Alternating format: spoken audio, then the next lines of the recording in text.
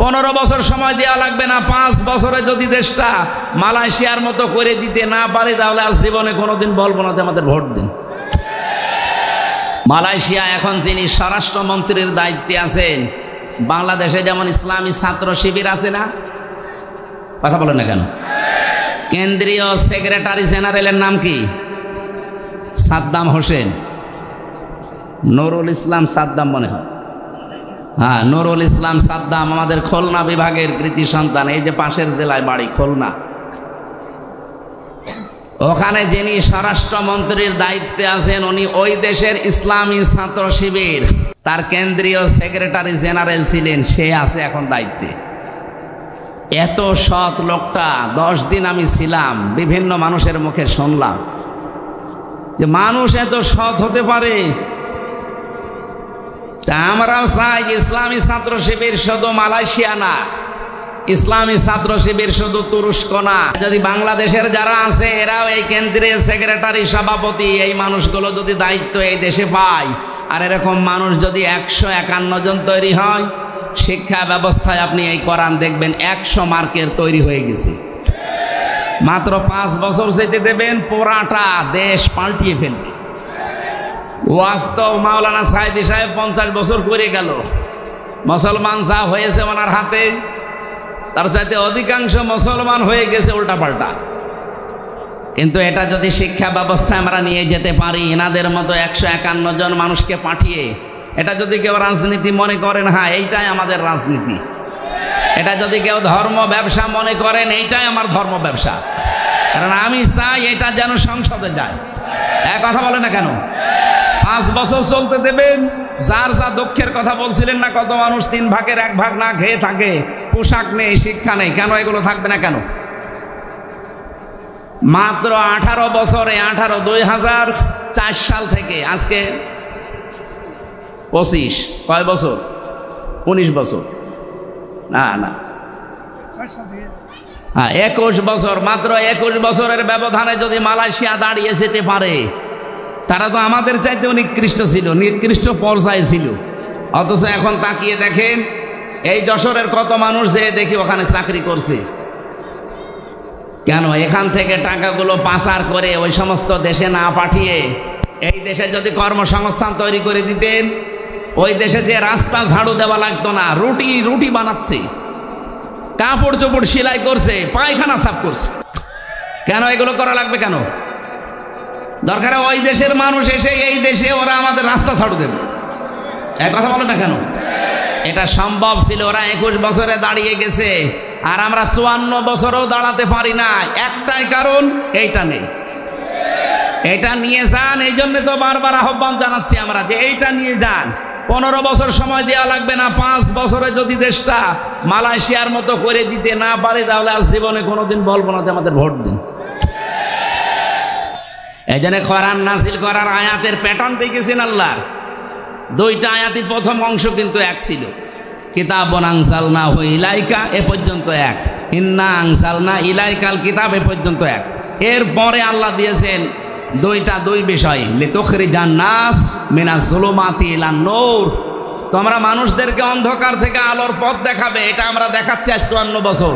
কিন্তু দ্বিতীয়টা যদি আমরা মানতে পারতাম, মালয়েশিয়ার মতো, সৌদি আরবের মতো, তুরস্কের মতো, আফগানিস্তানের মতো, লিতাহকুমা বাইনান নাস, এই কোরআন দিয়ে আমি বিচার ব্যবস্থা, ন্যায় বিচার কায়েম করব, তাহলে 13 বছর এটিএম আজহারুল ইসলামকে জেলখানায় পড়িয়ে বসালাইতো।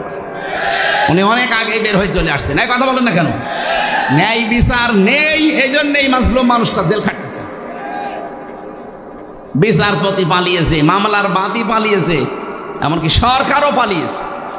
যে বিচারপতি রায় দিয়েছিল সেও পালিয়েছে, তো উনি জেলে থাকবে কোন কারণে? আমরা চাই কোরআনে কারিমের লিতাহকুমা বাইনান নাস বিমা আরাকাল্লাহ, আল্লাহ যেভাবে আমাদের দেখিয়েছেন, আল্লাহর দেখানো পদ্ধতিতে বিচার ব্যবস্থা আমরা তৈরি করব। ওখানে কোনো অবিচার হবে না, সব জায়গায় প্রতিষ্ঠিত হবে তখন ন্যায় বিচার। কথা বলেন ঠিক কিনা? এটা কি দেখার আগ্রহ আছে? শুধু এ সামিয়ানার নিচে সব জায়গায় যেন আগ্রহ থাকে যে আমরা দেখতে চাই বিচার ব্যবস্থায় কোর্টের, আপনি যশোরের আদালতে যান, কোর্টের ইট পর্যন্ত টাকা চায়। টাকা দিয়ে যা। আমি প্রথম যখন 11 সালে জেলে গিয়েছিলাম, আমার জেল থেকে বের করার সময় পুলিশ, মানে আমি প্রথমে কারাগারে আদালতে ছিলাম, এই যে থানার, বের হয়ে চলে আসছে, আমারে বলছে টাকা দেন। টাকা পাবো কোথায়? না, আপনাকে যারা দেখতে এসেছিল আমরা জানি আপনাকে টাকা দিয়েছে। আরে শয়তানে তো ওই পর্যন্ত জানে। পরে আর কি ওই সময় 11 সালে 10 টাকা দিলাম, তাও খুশি। এমন কোন দিক বিভাগ আছে বাংলাদেশে যেখানে এরকম টাকা চাই না? কথা বলে না কেন? প্রত্যেকটা একটা ফাইল এখান থেকে উপরে উঠতে চায় না টাকা ছাড়া। এই দৃশ্য আর সামনে আমরা দেখতে চাই না। এই জন্যই তো এত কিছু করা লাগছে। এই দৃশ্য যেন কেউ সামনে আর কেউ তৈরিও করতে না পারে, সজাগ থাকা লাগবে।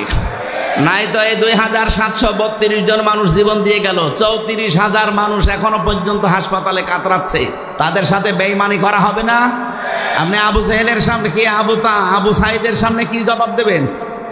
মুগ্ধর সামনে কি জবাব দেবেন? যদি আবার চাঁদাবাজি শুরু হয়, আবার যদি হাট দখল ঘাট দখল শুরু হয়, তো কি জবাব দেবেন আপনি?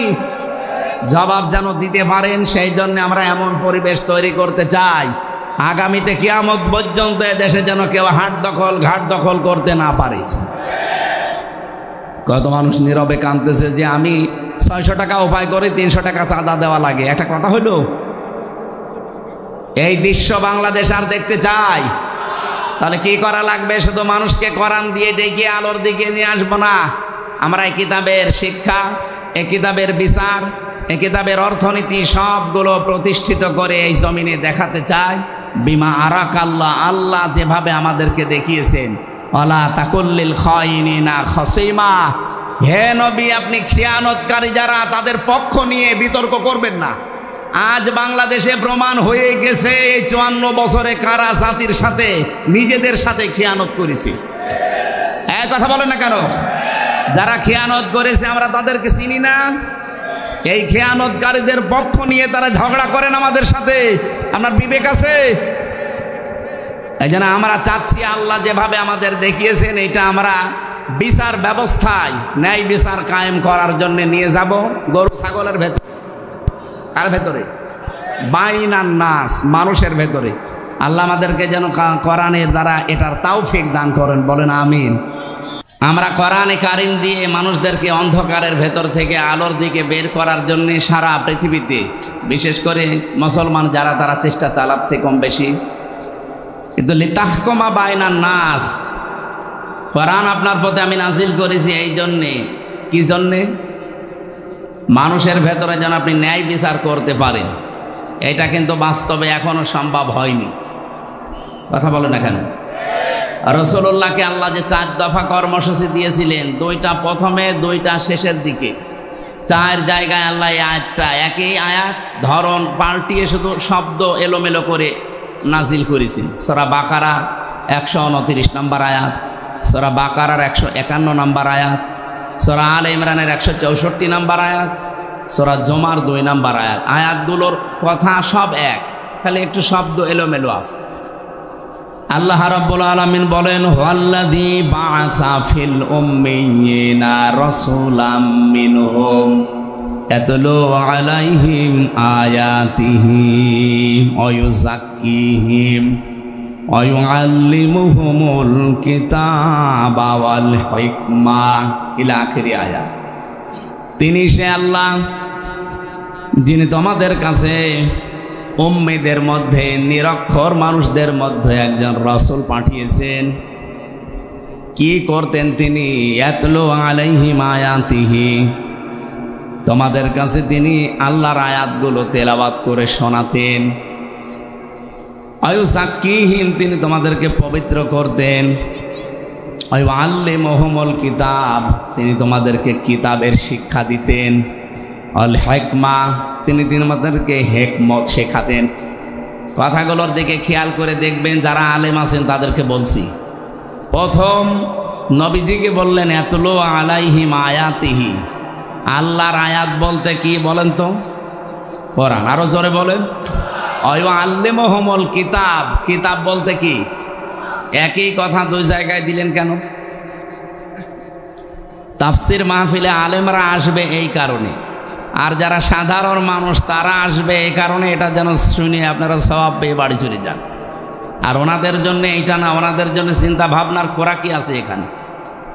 আফালা ইয়াতাদাব্বারুন আল কোরআন, কি হয়েছে তোমাদের? কোরআন নিয়ে কেন চিন্তা ভাবনা করো না?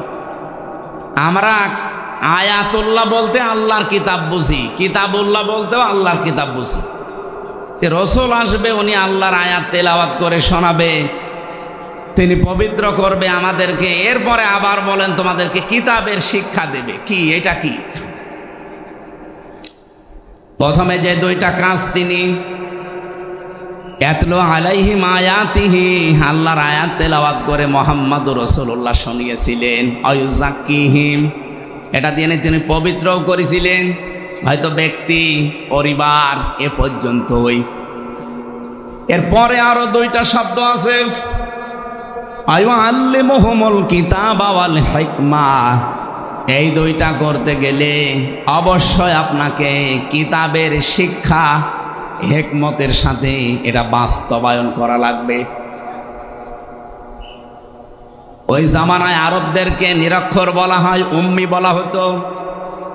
ওরা যতদিন পর্যন্ত কোরআনে কারীম তেলাওয়াত করেছে, নিজেদের ভেতরে সংশোধনী চালিয়েছে, এ পর্যন্ত কোনো সমস্যা দেখা দেয়নি। কিন্তু যখনই আয়াতের এই পরের দুইটা শব্দ আল্লিমুহুমুল কিতাব, তিনি তাদেরকে কিতাবের শিক্ষা দিয়েছেন, মানে কিতাবের এটা বাস্তবায়ন করে দেখিয়েছেন। আল হিকমা শব্দের ব্যাখ্যা পড়লে আপনি এটা ক্লিয়ার পেয়ে যাবেন ফি জিলালিল কোরআনের ভেতরে। হিকমা শব্দটা হাকামা থেকে এসেছে। আমরা যারা বিশেষ করে কামেলে যারা পড়ে বা পড়াই, তারা দেখবেন এই যে আমরা হাকিম বলে মানুষকে জানি, পৃথিবীতে হাকিম কিন্তু খুব বেশি মানুষ ছিলেন না। আমরা একজন হাকিমের নাম বেশি শুনি, তার নাম হযরতে লোকমান হাকিম। লোকমান কি ছিলেন? কি জবাব দিলেন না? আমাদের দেশেও হাকিম আছে না নেই? গাছতলায় বসে আছে, হাত দেখে বলে দেয় যে 3 বউ হবে, এ হাকিম। আরো বিভিন্ন রকমের হাকিম। রোজার মাস তো চা তো খাওয়া যাচ্ছে না, আর এক ঝামেলা, কাশি উঠে পড়লে তো আর এক সমস্যা।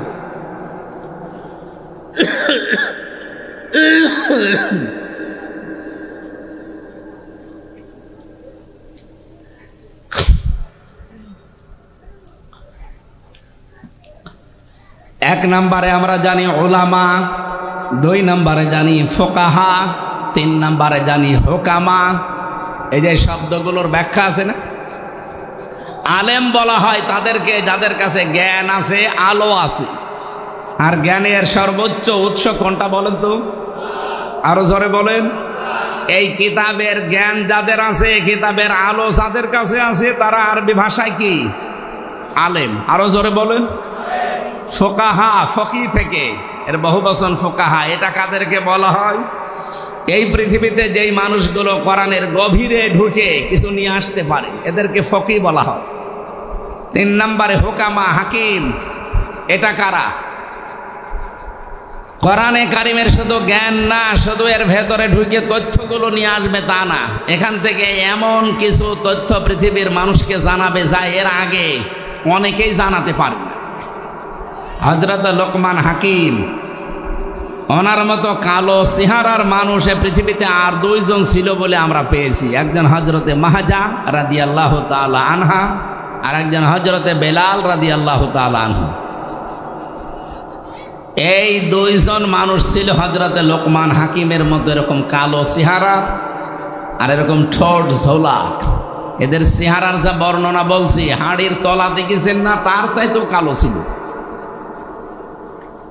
এত কালো মানুষ, কিন্তু ভেতরের অবস্থা ছিল একেবারে